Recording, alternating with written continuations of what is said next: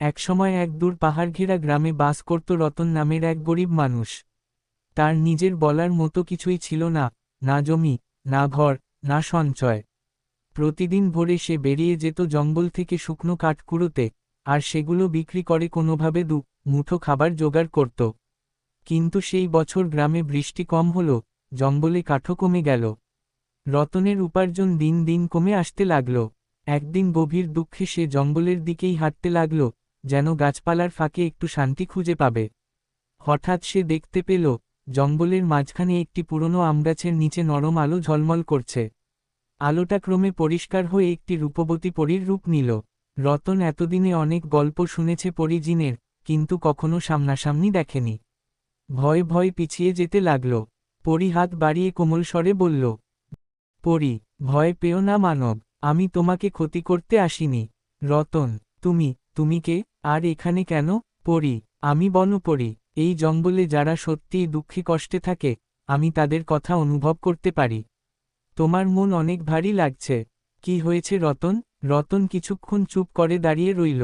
তারপর বহুদিনের জমে থাকা কষ্ট যেন এক মুহূর্তে বেরিয়ে এল। রতন, আমার ভাগ্যটাই খারাপ মা পরী। যতই পরিশ্রম করি, দিন শেষে কিছুই থাকে না। খাবারের টাকাও জোটে না ঠিক মতো। মা বাবা চলে গেছে, ঘরে কেউ নেই। একা একা বাঁচতে বাঁচতে জীবনটাই ভার হয়ে গেছে। পরী, তোমার এই কষ্ট আমি বুঝতে পারছি। কিন্তু বলো তো, তোমার সবচেয়ে বড় ব্যথাটা কি? রতন, সবচেয়ে বড় ব্যথা, আমি চেষ্টা করি, তবু কখনোই সফল হই না। আমি চাই, অন্তত নিজের পায়ে দাঁড়াতে। কিন্তু ভাগ্যটা বারবার আমাকে ফেলে দেয়। কেউ পাশে নেই, কেউ সাহায্য করে না। পরী, রতন, পৃথিবীতে কেউই একেবারে একা নয়। সাহায্যের পথ সবসময় থাকে, শুধু কখনো দেখা যায় না। রতন ম্লান হাসি, যাদের কিছু নেই, তাদের পথটাই বন্ধ মনে হয়। পরী কয়েক মুহূর্ত রতনের দিকে তাকিয়ে রইল। তারপর হাত তুলে এক জোড়া ঝলমলে কণা বাতাসে ছড়িয়ে দিল। আলোটা ধীরে ধীরে একটি ছোট পাথরের মতো বস্তুতে রূপ নিল, যা আকাশে ভেসে রতনের হাতে এসে পড়ল।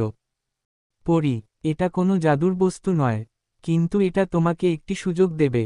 রতন, সুযোগ? কী রকম? পরী, এই পাথরটি তোমার মনকে দেখবে। যতদিন তুমি পরিশ্রম করবে, সৎ পথে চলবে এবং হাল ছাড়বে না, এটা তখন তোমাকে তোমার কাজে সাহায্য করবে। এর শক্তি শুধু তোমার সংকল্পের ওপর নির্ভর করে। রতন বিস্ময় পাথরটির দিকে তাকাল। রতন, আমি কি সত্যিই সফল হতে পারব?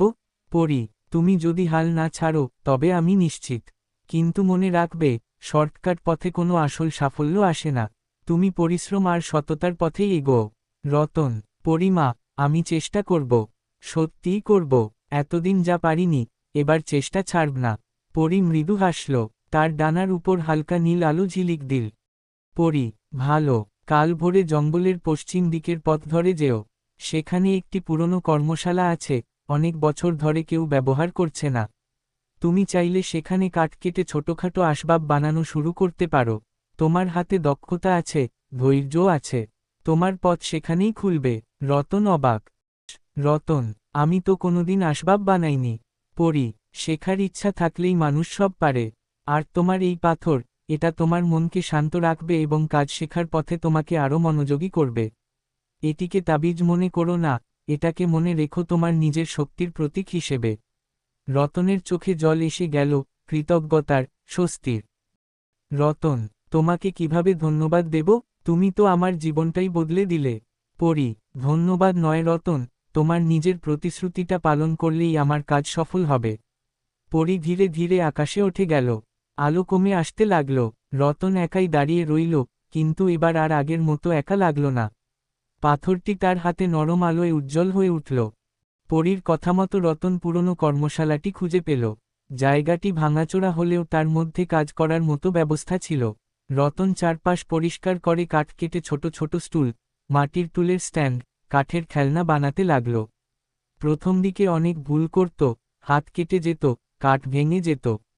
কিন্তু প্রতিবারই সে মনে করত পরীর বলা কথা, হাল ছাড়বে না, তোমার শক্তি তোমার মনেই আছে। একদিন সন্ধ্যায় রতন কর্মশালার বাইরে বসে সূর্যাস্ত দেখছিল।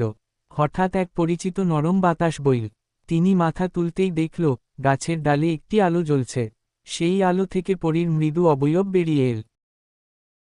পরী, দেখছি তুমি ভালোই এগোচ্ছ রতন। রতন হাসি মুখে, তোমার কারণে নয় পরি মা, সবটাই আমার নিজের কারণেই। তুমি শুধু পথটা দেখিয়েছিলে। পরি, ঠিক তাই, নিজের শক্তিকে চেনা, এটাই সবচেয়ে বড় জাদু। রতন, আমি আর আগের মানুষ নই। এখন নিজের উপর বিশ্বাস আছে।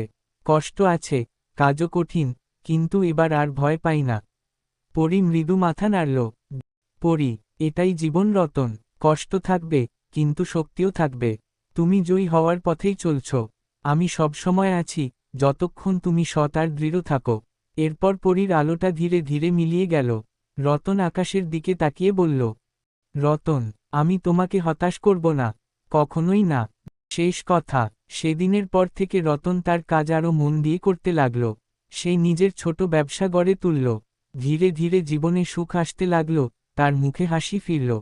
কিন্তু সবচেয়ে বড় পরিবর্তন ছিল তার মনের শক্তি। পরীর উপহার ছিল না কোনো জাদুবস্তু, বরং নিজের উপর বিশ্বাসের আলো।